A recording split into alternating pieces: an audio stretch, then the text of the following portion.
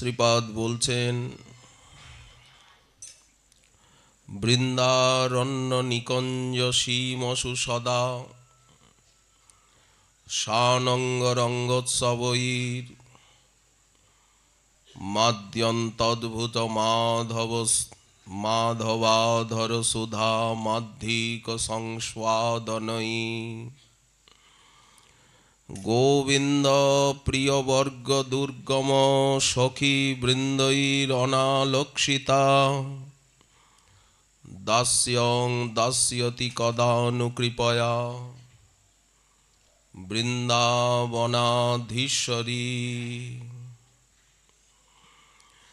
বৃন্দাবনাধীশ্বরী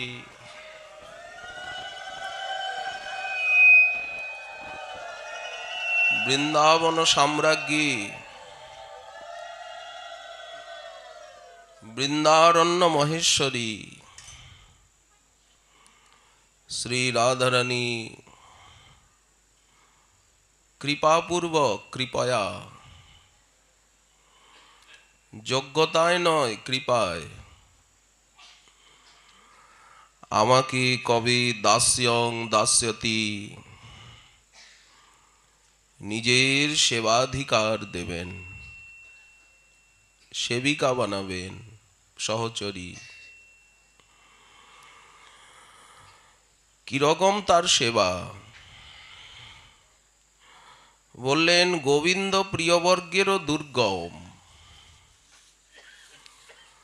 দাস সখা মাতা পিতা সখী বললেন তাদেরও দুর্গম,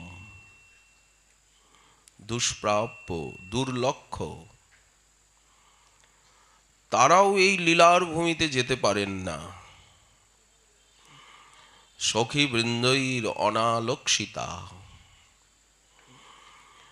সর্বদা বৃন্দাবনের নিকুঞ্জ সীমায় নিজের অনঙ্গ উৎসব রঙ্গের দ্বারা ইনি প্রমত্তা এবং মাধবের অধরামৃত পান করে সেই মধু পানে ইনি সর্বদা প্রমত্তা আবিষ্টা। সেই করুণাময়ী রাধারানী কি আমায় নিজ দাস্য দান করবেন কৃপা করে? এখানে শ্রীপাদ বৃন্দাবনাধীশ্বরী রাধারানীকে বৃন্দাবনের অধীশ্বরী রূপে, বৃন্দাবন চক্রবর্তিনী, বৃন্দাবন রাজ্ঞী, বৃন্দাবন পট্ট মহিষী, বৃন্দাবন মহেশ্বরী ইত্যাদি নামে মহাজন রাধারানীকে সম্বোধন করেছেন। কি করে রাধারানী বৃন্দাবনের অধীশ্বরী হলেন? শ্রীকৃষ্ণ স্বয়ং রাধারানীর গুণগণে প্রসন্ন হয়ে উনি রাধারানীকে বৃন্দাবনেশ্বরী রূপে অভিষিক্ত করেন। শ্যামসুন্দর নিজে বৃন্দাবনের রাজা হননি, বনটা কার? রাধারানীর। সত্তা স্বামিত্ব। কারণ রাধারানী হচ্ছেন ধৈর্য গাম্ভীর্যবতী, আর শ্যাম যে বড় চঞ্চল অস্থির, যাকে তাকে তো আসনে বসানো যায় না, একটা গৌরব আছে আসনে। ওই জন্য বৃন্দারণ্য সাম্রাজ্ঞী রূপে রাধারানীকেই অভিষিক্ত করা হয়েছে। শ্রীকৃষ্ণ বৃন্দা দেবীকে আদেশ দিলেন, লীলাভিধানা কিল কৃষ্ণ শক্তি।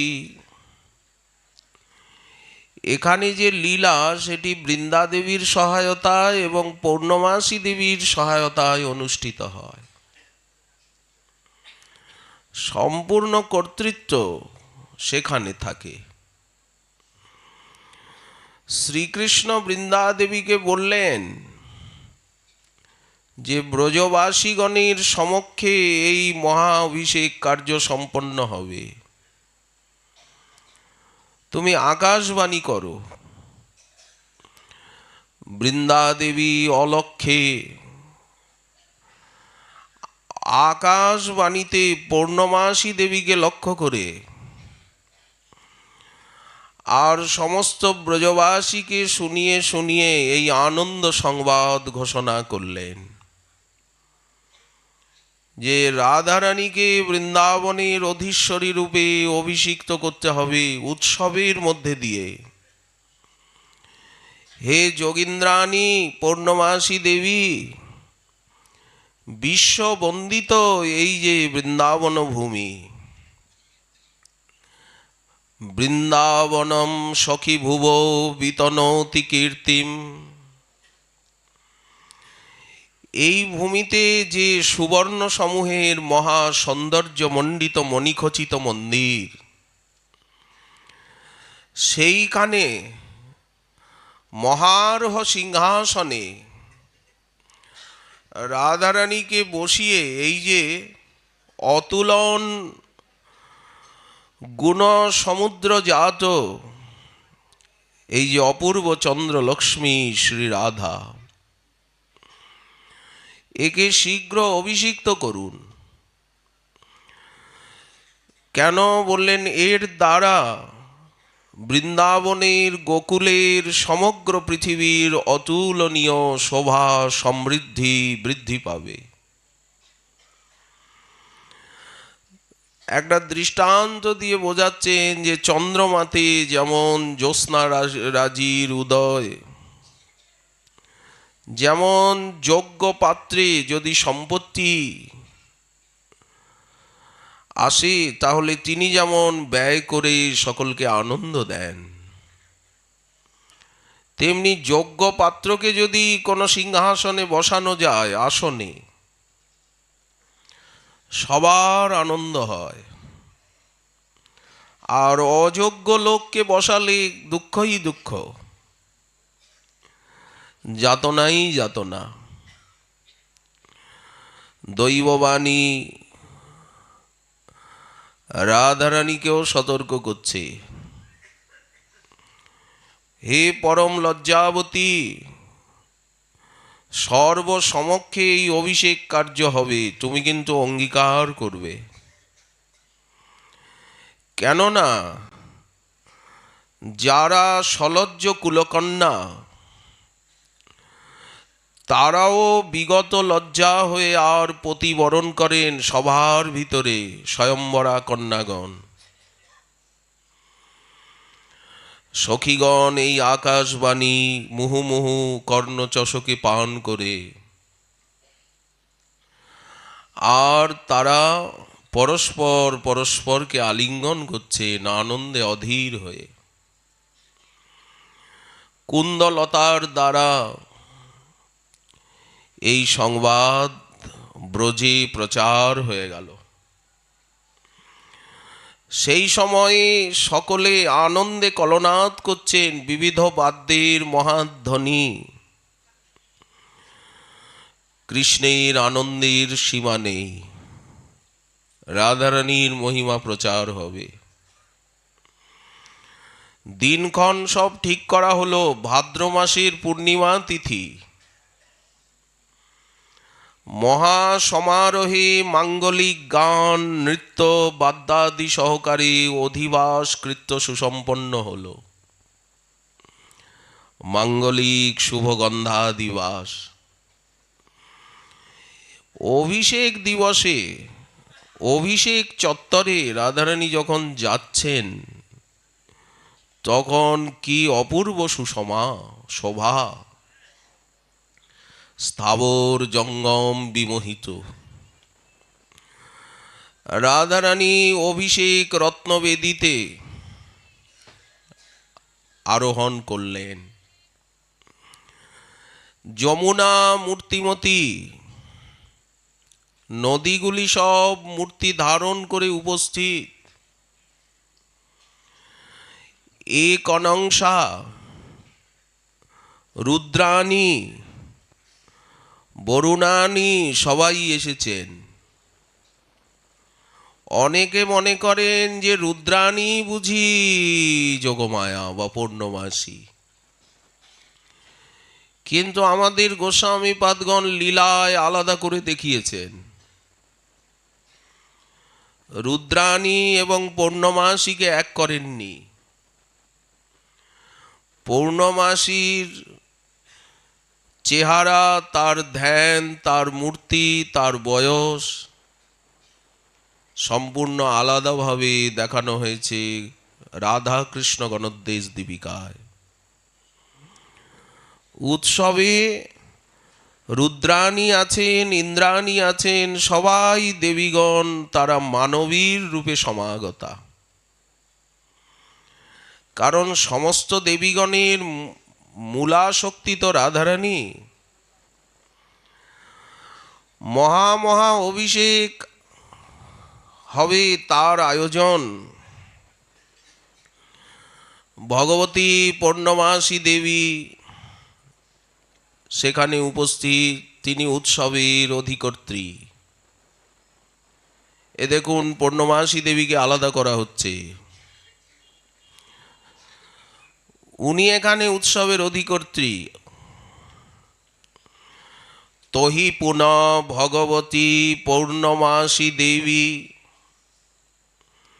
ইনি কিন্তু রুদ্রাণী নন, ইনি চিৎ শক্তি, বিশুদ্ধ সত্য পরিণতি। ব্রজ বন দেবী কি সাত, সেখানে শ্যামসুন্দর আছেন, গোপরাজ নন্দ আছেন, সবাই আছেন। বৃষভানু মহারাজ, কীর্তিদা মাতা, ব্রজেশ্বরী যশোদা, সব আত্মীয় স্বজন সবাই উপস্থিত।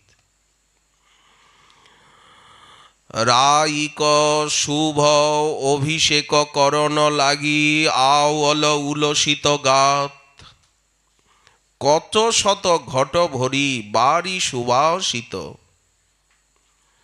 তহি করল উপনীত। স্বর্ণ কলসে কত তীর্থ বাড়ি, সুবাসিত বাড়ি, সর্বৌষধি মহৌষধি, কত আতর জল, গোলাপ জল, কস্তুরী, কুমকুম, চন্দনাদি জল, নানা মাঙ্গলিক উপকরণ, দধি ঘৃত গোরস, কুমকুম চন্দন, কুসুম হার সুললিত, বাসভূষণ উপহার রসায়ন, আনল কত পরকার, রতন বেদিরও পর বৈঠল শশীমুখী, সখীগণ দেই জয়কার, শ্রী বৃন্দাবন ভূমি অধীশ্বরী, করি ভগবতী করু অভিষেক, চৌদিকে জয় জয় মঙ্গল কলরব, আনন্দে মোহন দেখ। কত শত মাঙ্গলিক অনুষ্ঠান, বেদমন্ত্র উচ্চারণ,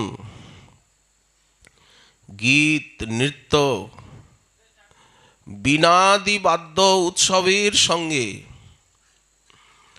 মহা সমারোহে পূর্ণমাসী দেবী অভিষেক করলেন। উচ্চ বেদিতে রাধারানী বসে আছেন, সখীগণ সুসজ্জিত করেছেন, সূক্ষ্ম শ্বেত বস্ত্র পরিধান করিয়েছেন, স্নানের বেশ। সখাগণ সঙ্গে শ্যামসুন্দর নিচে দর্শন করছেন। সখা, তুমি যে কাঁপছ, জল ঢালা হচ্ছে রাধারানীর অঙ্গে, আর ঠান্ডা লাগছে তোমার, তুমি কাঁপছ কেন? রাধারানীর এই অভ্যুদয়, এই অভিষেক দর্শনে গোবিন্দের আনন্দ কম্প হচ্ছে, অশ্রুকম্প পুলকে বিভূষিত শ্যাম সুন্দর। এইবার সখীগণ রাজেশ্বরীর উপযোগী বেশভূষায় শ্রীমতীকে সুসজ্জিতা করলেন। বিচিত্র মণিরত্নের মহাসিংহাসনে রাধারানী অধিরূঢ়া হয়েছেন। তার রূপলাবণ্য প্রভায় বৃন্দাবন সমুদ্ভাসিত হয়ে উঠল। এ কনংসা দেবী, তিনি শ্যামসুন্দরীর ললাটে স্পর্শ করিয়ে আর রাধারানীর ললাটে কৃষ্ণ প্রসাদী রাস টিকা দিলেন। জয় বৃন্দাবনেশ্বরী, জয় বৃন্দাবনাধীশ্বরী বলে মহাবাদ্যধ্বনি, সর্বত্র জয় জয়ধ্বনি সমুত্থিত হল। আজু কি আনন্দ ব্রজ ভরিয়ারে। দেবগণ প্রচুর পুষ্পবৃষ্টি করলেন। সবাই নানা দিব্য মণিরত্ন বস্ত্র আভূষণ রাধারানীকে উপহার দিচ্ছেন। এই আনন্দ উৎসবে সর্বত্র শঙ্খধ্বনি উলুধ্বনি হচ্ছে। ব্রহ্মাণ্ডের স্থাবর জঙ্গম পরমানন্দ রসে মগ্ন হয়ে গেল। পূর্ণমাসী দেবী উৎসবের অধিকর্ত্রী সকলকে যথাযোগ্য সম্মান দিয়ে সমস্ত গুরুজনগণকে বিদায় করলেন। এখানে তো সব মাননীয় অতিথি গুরুজনবর্গ, নন্দ মহারাজ, বৃষভানু মহারাজ সবাই আছেন, মাতৃবর্গ আছেন, তাদেরকে সম্মানের সঙ্গে বিদায় দিলেন। এখন রাধারানী আছেন, সখীগণ আছেন, শ্যামসুন্দর আছেন। ও যায়নি, ও যাই বলেও এ জায়গার থেকে ও সরেনি। বাকিরা বিদায় নিয়েছে। এরপর এখন যে লীলা, সে লীলা অন্যের দুর্গেও। এই যে বলছেন না যে গোবিন্দের যারা প্রিয় তাদেরও দুর্গেও এই লীলা। রাধা মাধবের লীলার ভূমিতে কারো প্রবেশাধিকার নেই, সবে এক সখীগণের ইথে অধিকার। সখী হইতে হয় এই লীলার বিস্তার, সখী বিনা এই লীলা পুষ্টি নাহি হয়। সখী লীলা বিস্তারিয়া সখী আস্বাদয়। একটা স্থায়ী ভাব থাকবে তো। গৌড়ীয় বৈষ্ণবের স্থায়ী ভাব কি? অন্তরের স্থায়ী চিন্তাধারাটা কি? স্থায়ী রস কি? স্থায়ী লক্ষ্য কি?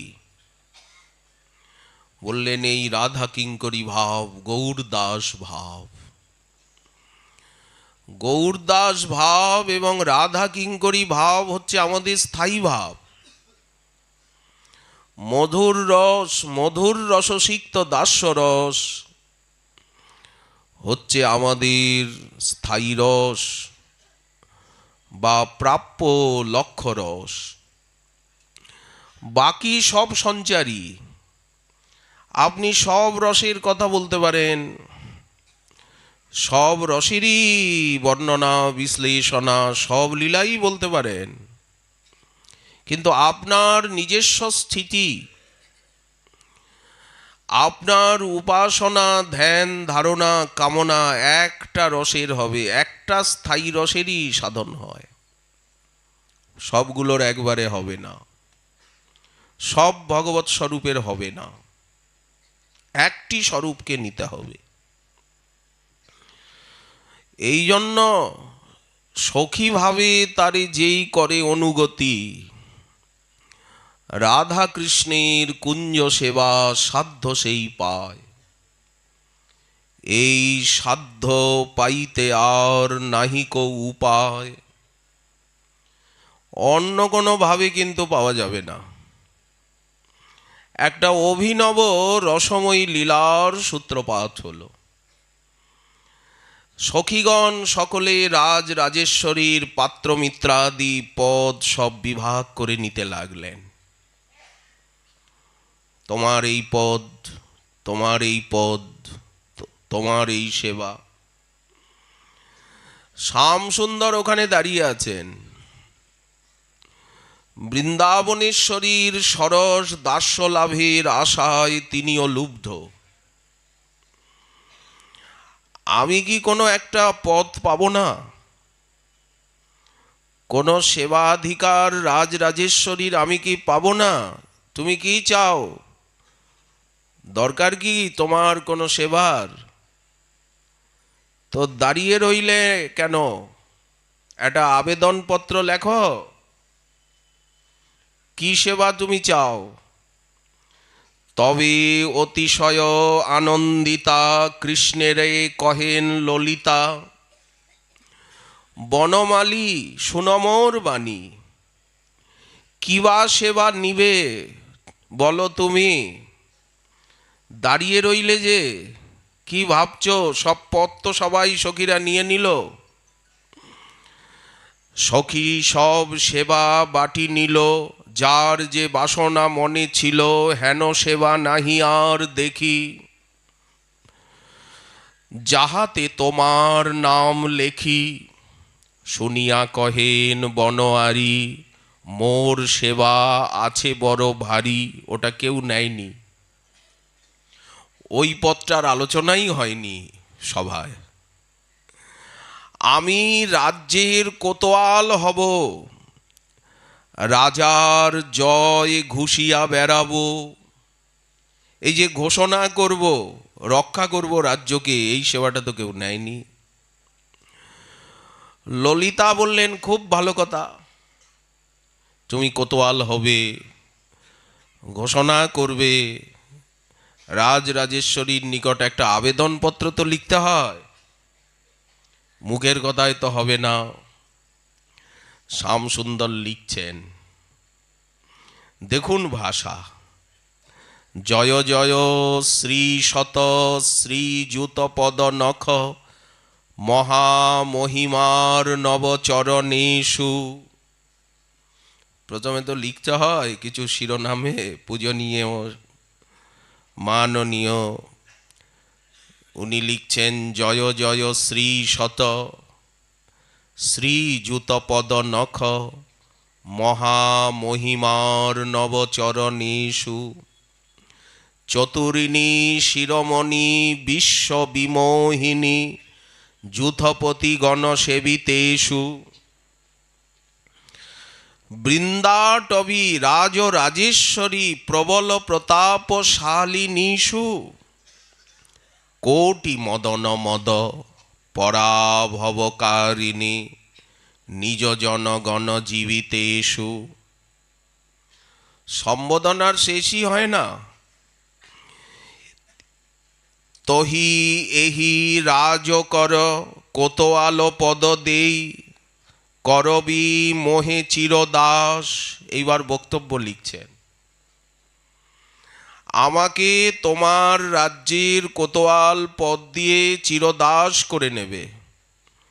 এহি বিনতি মোর মানবী না টারবি। কর জোরে মাগো তুয়া পাস। আর কি লিখব? হাত কাঁপছিল, চোখে জল এসে যাচ্ছিল। হাম তুয়া নাম, যশ কুঞ্জ কুঞ্জ প্রতি, ঘোষব দিন প্রতি জাম। আর একটা সেবা চাইছেন, আমি প্রতি কুঞ্জে কুঞ্জে প্রতি স্থানে স্থানে গিয়ে তোমার নাম যশ ঘোষণা করব। তুয়া পুর ভিতর চোর যদি আও অব বিফল হয়ব তছু কাম। পাহারা দেব। কোতোয়াল পাহারা দেয়, ঘোষণা করে, রক্ষা করে। এহি বিধি সেবা নিত প্রতি লবি পালবি নিজ ঠাকুরাল। জয় জয় রাধা বৃন্দা বিপিনাধীশ গাও অব হাম চিরকাল। চিরকাল আমি এই গাইব, জয় জয় রাধা বৃন্দাবনাধীশ্বরী, বৃন্দাবন সাম্রাজ্ঞী। পত্রটা ললিতার হাতে দিলেন। ললিতা পড়ে বললেন, খুব ভালো লিখেছ। মহামন্ত্রী ললিতা রাধারানীর হাতে দিয়ে বললেন, দেখো। রাধারানী পড়ে বললেন, লিখতে জানে ও। এখন সবার আদেশ ছাড়া তো উনি কিছু করবেন না। তোমরা কি বলো? যখন চাইছে তখন পদ দাও, সেবার অধিকার দাও। কোতোয়াল বেশভূষাও কোতোয়ালের মতোই, রাজরাজেশ্বরীর আজ্ঞাবাহী কোতোয়াল। ললিতা বললেন, আজ যে বৃন্দাবনেশ্বরী হলেন রাধারানী, সকলকে জানিয়ে এসো। স্থাবর জঙ্গম সকলকে জানাও, গিয়ে একবার ঘোষণা করে ঘুরে এসো। সেবাটা এখন থেকেই আরম্ভ হয়ে যাক। হে বৃন্দাবনের পশু পাখি ভ্রমর কোকিল, বৃক্ষলতা আকাশ বাতাস, তোমরা শ্রবণ করো। আজকের থেকে বৃন্দাবনে রাজরাজেশ্বরী বৃষভানুনন্দিনী শ্রী রাধারানী স্থাবর জঙ্গমের কাছে গিয়ে সর্বত্র ঘোষণা করছেন। মোহন কোতোয়ালের মুখে এই মধুর ঘোষণা শ্রবণ করে তার এই ভুবন মোহন বেশ আর গদগদ মূর্তি দর্শন করে স্বাভাবিকভাবে রাধাগত প্রাণ। বৃন্দাবনের জীবজন্তু সবাই রাধাগত প্রাণ, সবাই রাধে রাধে বলে। শিশুগুলো পর্যন্ত রাধে রাধে বলে। রাস্তা দিয়ে আপনি হাঁটুন, ব্রজবাসী আপনাকে দেখেই রাধে রাধে বলবে, বাবা রাধে রাধে। আপনি যদি না বলেন তারা দুঃখ পাবে। সঙ্গে সঙ্গে আরো জোরে রাধে রাধে বলতে হবে। যতটুক জোরে তারা বললেন তার থেকে বেশি জোরে বলতে হবে। আর না বললে দুঃখ পাবে তারা। আকাশ বাতাস সবাই আনন্দে মুখরিত হয়ে উঠল। সারা বৃন্দাবন একেবারে ঘুরে এলেন ঘোষণা করে। এসে বলছেন, রাজরাজেশ্বরী, তোমার এই বৃন্দাবনেশ্বরী পদ আজ সকলকে আমি সূচনা দিয়ে এসেছি। সবাই আনন্দে আত্মহারা। বৃন্দাবনের গোপালী জীব মাত্রৈক জীবনম রাধারানী, সবার জীবন, জীবনের জীবন। এখন কোতোয়ালের হাতে বাঁশিটা আছে, ছোট করে কাপড় পরেছেন, সেই রকম বেশভূষা, কিন্তু বাঁশিটা কখন প্রয়োজন হয় কি কাজে, বাঁশিটা কিন্তু হাতে আছে। সবার অলক্ষিতে মন্ত্রী ললিতা অন্যমনস্ক ছিলেন। কোতোয়াল কিভাবে গিয়ে ললিতার পেছন দিক দিয়ে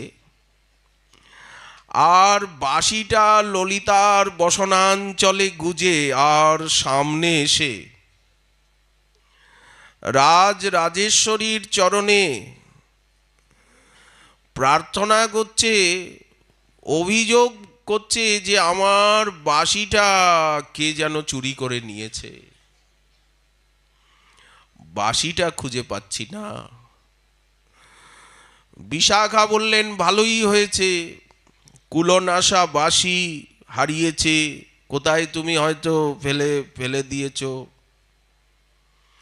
কোথায় তুমি ভুলে, তোমার তো হদিস থাকে না।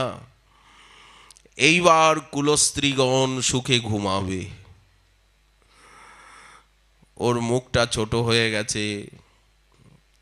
রাধারানী ধীরা গাম্ভীর্যবতী। রাধারানী বললেন না বিশাখে, এ কথা বলা ঠিক নয়। রাজা থাকতে যদি কারো চুরি হয় আর তার বিচার না হয় রাজার সামনে, তাহলে রাজার খ্যাতি নাশ হবে। বিশেষত আজই আমার অভিষেক হয়েছে, আজই আমি মহারানী রূপে পদে অভিষিক্তা হয়েছি, আর আজই একটা জিনিস হারিয়ে গেল, ও আবেদন করছে, আর আমি যদি সুবিচার না করি তাহলে আমার খ্যাতি নষ্ট হবে। মন্ত্রী ললিতা তিরস্কার করে বলল যে তুমি পদত্যাগ করো, তুমি অপদার্থ, কারণ তুমি তোমার নিজের জিনিসই নিজে রক্ষা করতে পারলে না, তো তুমি প্রজার ধন কি করে রক্ষা করবে, কি করে রাজরাজেশ্বরীর সেবা করবে? সুতরাং তোমার পদত্যাগেই রাজ্যের কুশল। আবার একটা পত্র লেখো যে আমি পদত্যাগ করলাম, আমি অপদার্থ, আমি এই সেবার অযোগ্য। কোতোয়াল তখন মহারানীর চরণে গিয়ে জানাচ্ছেন যে তার সন্দেহ এইখানে উপস্থিত যারা বিশিষ্ট পদমর্যাদায় বসে আছেন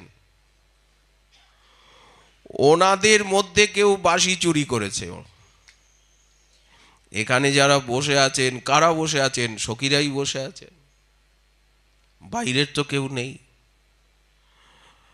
কোতোয়াল সন্দেহ করছে, বললেন মহারানী আমার সন্দেহ হচ্ছে আপনার সভাসদবর্গকেই।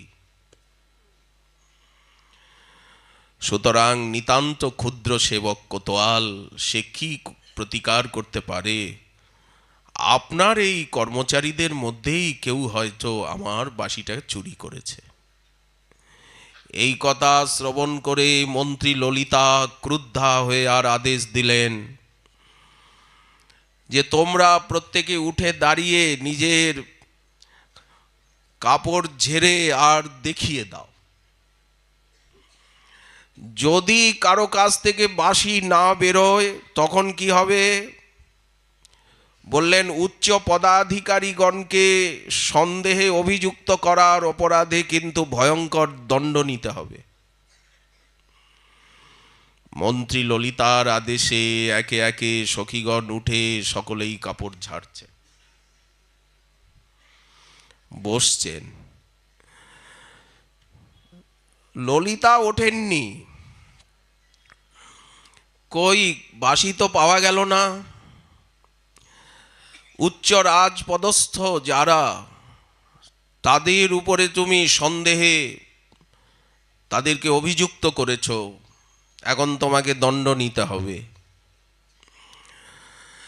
তখন কোতোয়াল রাধারানীর দিকে তাকিয়ে আর চোখ ঠাড়ছেন, অর্থাৎ ললিতার দিকে বাঁকা নয়নে তাকাচ্ছেন, রাধারানীর দিকে তাকিয়ে। ললিতা বললেন আমাকেও কি উঠে দাঁড়িয়ে কাপড় ঝাড়তে হবে? রাগে গড়গড় করে ললিতা উঠে, যেই উনি ওনার বসনাঞ্চল ঝেড়েছেন সঙ্গে সঙ্গে বাঁশিখানা রাধারানীর সামনেই পড়ে গেল। সকলে নীরব, কারণ ললিতা মহামন্ত্রী প্রবর। কোতোয়াল তখন হাত জোর করে বৃন্দাবনাধীশ্বরীকে বলছেন, রাজ্ঞী মহারানী, এইরূপ চোর মন্ত্রীর আগে পদত্যাগ করা উচিত। আগে রাজ্যে চোর মন্ত্রী তারা পদত্যাগ করুক, নচেত রাজ্যের অপরিসীম ক্ষতি। তখন ললিতার রাগ দেখে কে? তুমি আমার আঁচলে গোপনে বাঁশি গুজে দিয়ে আর এই কপট অভিযোগ তুলেছ। আমি মহারানীর শ্রীচরণ স্পর্শ করে বলছি, এ তোমারই কাজ, তুমি তার চরণ ছুঁয়ে বলো দেখি। এসো, কাছে এসো। আমি মহারানীজির চরণ স্পর্শ করে বলছি যে আমি তোমার বাঁশি সম্পর্কে কিছু জানি না, আমি চুরি করিনি। তুমি চরণ ছুঁয়ে সত্য কথাটা বলো দেখি ওনার, যে তোমারই কাজ।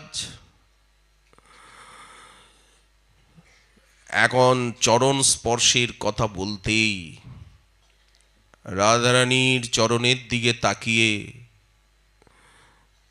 সিংহাসনে চরণখানি রাখা আছে, চারিদিকে পুষ্পাদি দিয়ে সুসজ্জিত, চামর ব্যজন হচ্ছে, পাখা ছত্র চামর।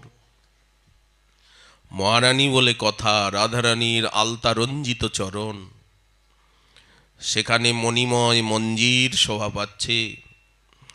যেই ললিতা বলেছেন আমি চরণ ছুঁয়ে বলছি আমি তোমার বাঁশি নি নাই, এ সম্বন্ধে কিছু জানি না, তুমি ওনার চরণ স্পর্শ করে বলো।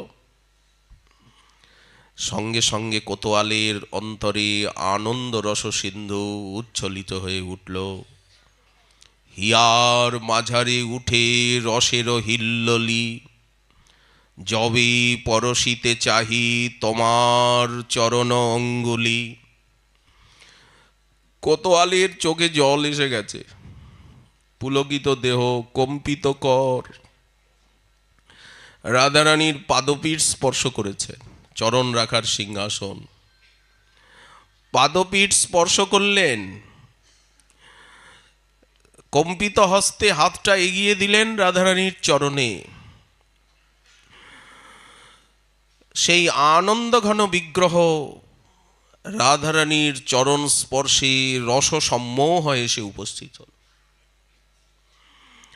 আর রসঘন মূর্তি শ্রীকৃষ্ণের আনন্দ জড়তা,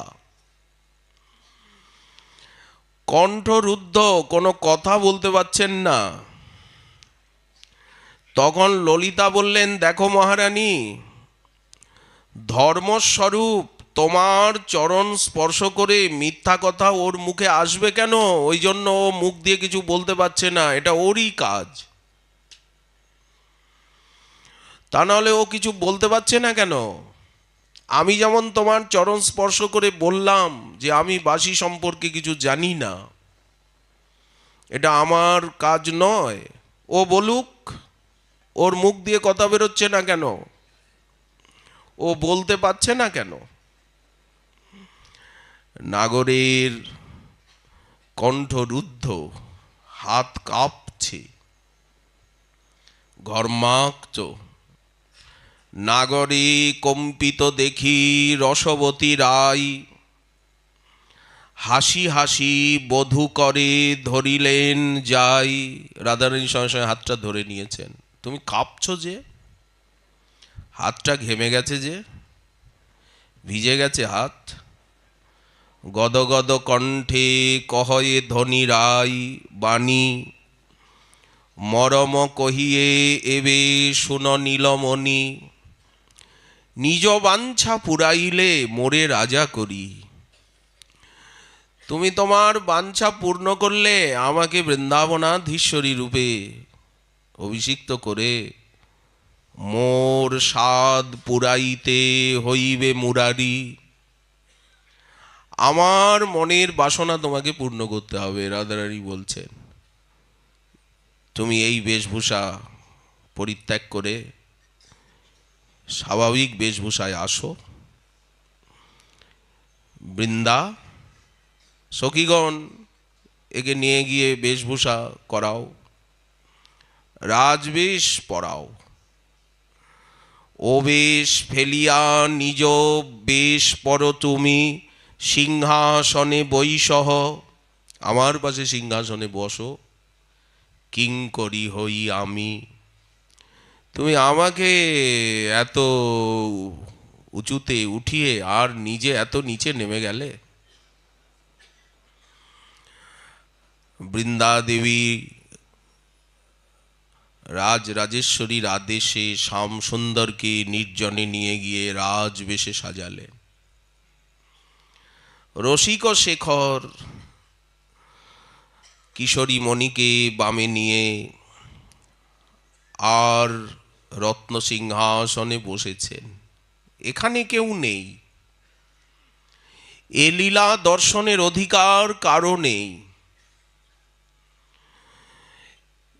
সখীগণ জয় জয়কার করছেন, পুষ্প বর্ষণ করছেন, আনন্দের আর সীমা নেই। কিঙ্করীগণ চামরাদি ব্যজন করছেন, সেবা করছেন। এই যে সেবা, সখীগণ তো হাস পরিহাস করেন, অনেক সময় সখীগণ সেবাও করেন, রাধারানীকে সাজান। কিন্তু সেবার একচেটিয়া সেবা হচ্ছে এই সেবিকাগণেরই সম্পত্তি, এরাই সেবার অধিকারিণী। কি অপূর্ব রূপমাধুরী, আহা মরি কিবা দুটি রূপ অনুপম, রূপ অনুপম গো দুটি রসময় ধাম। কেমন লাগছে? এইদিকে তাকান, একবার এই দিকে দেখুন আর একবার এই দিকে দেখুন। আধো কনক কাতি, আধো নব বিজুরি ভাতি, অর্ধেক কনককান্তি স্বর্ণকান্তি আর অর্ধেক ইন্দ্রনীলমণি কান্তি। আধো কনক কাতি নব বিজুরি ভাতি, আধো রসে ঢর ঢর নব ঘন শ্যাম। আহা মরি কিবা দুটি রূপ অনুপম, রূপ অনুপম ওগো দুটি রসময় ধাম। দোহার বয়ানে বয়ান, স্বর্ণকমলিনী নীলকমল। দোহার বয়ানে বয়ান, দুই মুখারবৃন্দ এক জায়গায়। দোহার নয়নে নয়ান, পরস্পর পরস্পরের শ্রীমুখের দিকে তাকিয়ে আছেন। রাধারানী বক্র নয়নে তাকিয়ে আছেন। শ্যামসুন্দর বক্র নয়নে রাধারানীর মুখারবৃন্দ আস্বাদন করছেন। জনু চাঁদে চাঁদে কমলে কমলে এক ঠাম, যেন দুটি চাঁদ দুটি কমল এক জায়গায়। অতি পরম রসাল দুহু গলে এক ফুলমাল। ফুলমাল পরানো হয়েছে, একটা ফুলের মালা উভয়ের গলে। অঙ্গে অঙ্গ হেলা হেলি অপরূপ ঠাম। আহা মরি কি মাধুরী, কিবা দুটি রূপ অনুপম, রূপ অনুপম গো দুটি রসময় ধাম। কিয়ে কমলে ভ্রমর, কিয়ে চাঁদেতে চকর, চাতকিনী সুবদনী আমাদের জলধর শ্যাম। আকর্ষণ এবং আবেশ দেখে বলা হচ্ছে।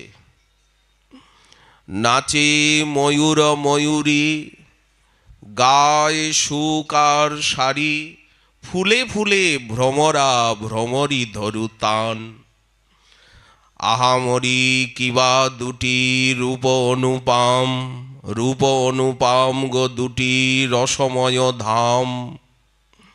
যত সখী মঞ্জরি তারা দোহার মাধুরী হেরি, বোলত ঘেরি ঘেরি জয় রাধা শ্যাম।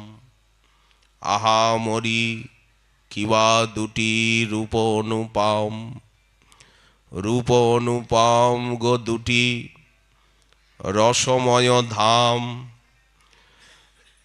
এই নবজলদ কোলে স্থির বিজুলি খেলে, কত রস বরি ক্ষয়ে দুহু রসধাম।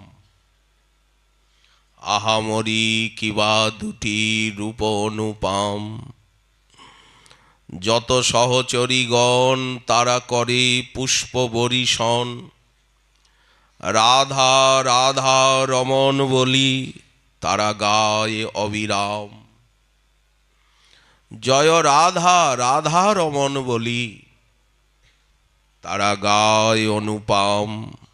আহামরি কিবা দুটি রূপ অনুপম। রাধা মাধব এক সিংহাসনে বসে আছেন, চারিদিকে সখী মঞ্জরীগণ সেবা করছেন, নাচ গান হচ্ছে। এইখানেই আমাদের মন্ত্র, ওই সিংহাসনের চারিদিকেই মন্ত্র। মন্ত্র বর্ণ যন্ত্রান্বিত সিংহাসন। রাধা মাধব যে সিংহাসনে বসেন সেই সিংহাসনের চারিদিকে মন্ত্র শোভা পাচ্ছে। মন্ত্রের মাঝে মন্ত্র দেবতা। কামবীজ কাম গায়ত্রীতে যার উপাসন। এইভাবে মন্ত্র এবং মন্ত্র দেবতা মন্ত্র যন্ত্রান্বিত সিংহাসনে রাধা মাধব বিরাজ করছেন। সাধক এই ধ্যান করবেন, বৃন্দাবনে দুজন চতুর্দিকে সখীগণ, যত সহচরীগণ, তার ভিতরে আপনারাও আছেন। যারা যারা রাধারানীর কথা শোনেন, রাধা নাম কীর্তন করেন, রাধা মন্ত্র জপ করেন, রাধারানীর চরণ অর্চনা করেন, তারা এই বৃন্দাবনে রাধারানীর সখী হন, সেবিকা হন, সহচরী হন। এটা ধামের প্রভাব, রাধারানীর কৃপার মহিমা। ওই জন্য কৃপয়া শব্দ প্রয়োগ করেছেন। যত সহচরীগণ করে পুষ্প বরিশন, রাধা রাধা রমন বলি তারা গায় অবিরাম। এইখানেই গৌরলীলার সূত্রপাত। সখীগণ দেখান, দেখ রাই অঙ্গের ছটা লেগে শ্যাম হলো গোরা। এখনো এখানে দুই আছেন, কিন্তু দুই যখন এক হয়ে যাচ্ছেন, এরপরে নিভৃত নিকুঞ্জ লীলা, যেখানে রত্নপালঙ্কে নিভৃত নিকুঞ্জের যে লীলা, এই অবধি সখীগণ থাকতে পারেন ললিতাদি, কিন্তু নিভৃত নিকুঞ্জে আর সেখানে কেউ নেই, একমাত্র সেবিকা। বৃন্দার রচিত বন সুখময় বৃন্দাবন, অনন্ত ব্রহ্মাণ্ড কোটি প্রাণ। অনন্ত ব্রহ্মাণ্ডের প্রাণ এই বৃন্দাবন। চিন্তামণিময় ভূমি, ধূলিকণা চিন্তামণি। বিশ্বাস আসলেই সিদ্ধি হয়ে গেল। যদি এই মহাজন বাক্যে বিশ্বাস এসে গেল, এখানের প্রতিটা ধূলিকণা চিন্তামণি, রাধা চরণ রেণু, ভক্তপদ রেণু, কৃষ্ণপদ রেণু, ভগবত পদ রেণু বলেন, সব একাকার হয়ে এখানে আছে। এইখানে বসে যা চিন্তা করব তাই পাব। অন্যত্র কর্ম করে অর্জন করতে হয়, আর এখানে বসে চিন্তা করলেই সেই জিনিসটা লাভ হয়। কিছু প্রভেদ বোঝা গেল? অন্যত্র কর্ম করে পরিশ্রম করে উপার্জন করতে হয়, যাই হোক, কিন্তু আর এখানে শুধু বসে চিন্তা করলেই সেই জিনিসটা সামনে এসে যায়। চিন্তামণিময় ভূমি, ধূলিকণা চিন্তামণি, সপ্রকাশ প্রেমানন্দ ধাম, সব প্রেম দিয়ে গড়া। সেই বৃন্দারণ্যে তুমি মহারাজ্ঞী ধ্বনি, রাধারানী নাম ত্রিভুবনে। রানী বলা হয় কিনা? কেউ কেউ আবার বলেন রাধে মা, ও রাধে মা, ও রাধামা। কিন্তু আমরা বলি রাধারানী, প্রাণেশ্বরী, স্বামিনী। কারণ মা বললে, আপনি যদি মা বলেন তাহলে বাৎসল্য রসে, মধুর রসে বিরক্ত। অতএব এই যে রাধা মাধবের নিগুড় লীলা, সেটা আপনি বলতেও পারবেন না, ভাবতেও পারবেন না, আরাধনাও করতে পারবেন না, পেতেও পারবেন না। ওই জন্য কেউ রাধামা রাধামা বলে, ও মা রাধে। রাধারানী বলে, প্রাণেশ্বরী বলে।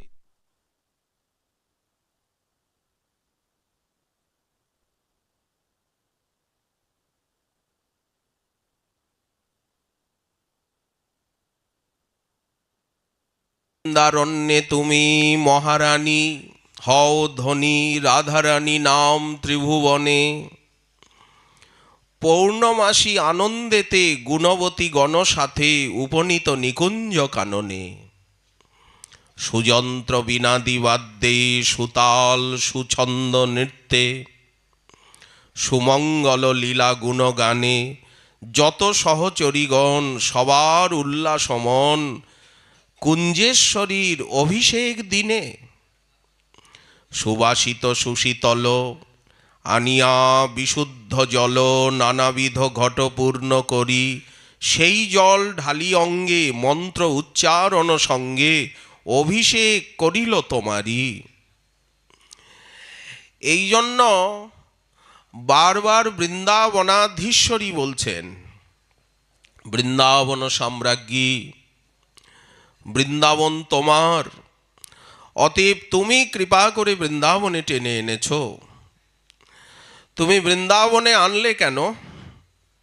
যখন বৃন্দাবনে এনেছ তখন তোমাকে কৃপা করে তোমার সেই দাস্য দিতে হবে। বৃন্দারণ্য নিকুঞ্জ সীমসু সদা সানঙ্গ রঙ্গোৎসবই। বৃন্দাবন ছাড়া এই অনঙ্গ উৎসব কোথায়ও নেই, কোনো ধামে নেই। মাদ্যন্তদ্ভুত মাধবাধর সুধা মাধ্যিক সংস্বাদনই। মাধবের অধর সুধা পান করে মাধবী মত্তা। গোবিন্দ প্রিয়বর্গ দুর্গম সখী বৃন্দৈর অনালক্ষিতা, দাস্যং দাস্যতি কদানুকৃপয়া বৃন্দাবনাধীশ্বরী। হে বৃন্দাবনাধীশ্বরী, গোবিন্দের প্রিয়বর্গের এবং সখীগণেরও যেটা দুর্গেয়া, দুষ্প্রেক্ষা, দুষ্প্রাপ্যা, তোমার যে সেবা, তুমি শ্যামসুন্দরের অধরামৃত পান করে তুমি প্রমত্তা। মাধবাধর সুধা মাধ্যিক সংস্বাদনই। আমি সেই লীলা দেখব, সেই নিভৃত নবনিকুঞ্জের লীলা, সেই ভূমিতে সেবা করব। তুমি আমাকে সেবাধিকারিণী করবে। তুমি তো বৃন্দাবনাধীশ্বরী। একটা কৃপয়া শব্দ দিয়েছেন, দাস্যং দাস্যতি কদানুকৃপয়া বৃন্দাবনাধীশ্বরী। দেখুন ভাষা কত সুন্দর, কত মনোরম, বর্ণনা কত প্রাণস্পর্শী। শুনতেই এত মধুর, বর্ণনায় এত মধুর, তাহলে সেই রাজ্য কত মধুর, সেই অনুভূতি কত মধুর, সেই পথটি বা কত মধুর। মহাপ্রভু আমাদেরকে দিয়েছেন এই সাধনা। আজ সাধনা করে লাভ করতে হবে। প্রকট লীলায় বিনা সাধনায় দিয়েছেন। যে তাকে দেখেছে, যে তাকে দেখেছে, আবার সেই দ্রষ্টাকে যে দেখেছে, সবাই পেয়ে গেছে। তখনকার তো কেউ এখন নেই। ব্রহ্মাণ্ডের সকলকে নিয়ে আর উনি চলে গেছেন। আমরা তখন এই ব্রহ্মাণ্ডে ছিলাম না, অন্য ব্রহ্মাণ্ডের থেকে আমরা এই ব্রহ্মাণ্ডে এসেছি। কিন্তু প্রভুর সেই কৃপার সীমা, সময় সীমার মধ্যে আমরা এসেছি। তবে সেকালে আর একালে প্রভেদ কি? সেকালে বিনা সাধনায় মিলেছে, আজ সাধনা করে পেতে হবে। সেই সাধনা অতি সহজ সরল, শ্রবণ কীর্তন, শুনতে শুনতে, বলতে বলতে, ভাবতে ভাবতে আমরা সেখানে পৌঁছে যাব। এইভাবে শুনতে শুনতে, বলতে বলতে, ভাবতে ভাবতেই আমরা ওখানে চলে যাব। ভক্তি মহারানী আমাদেরকে নিয়ে চলে যাবেন। এই তো সহজ সরল উপায়। শ্রীমান মহাপ্রভুর কৃপা হলে আগামীকাল আবার রইলে এই বিষয়ে আস্বাদনের আকাঙ্ক্ষা। আজকে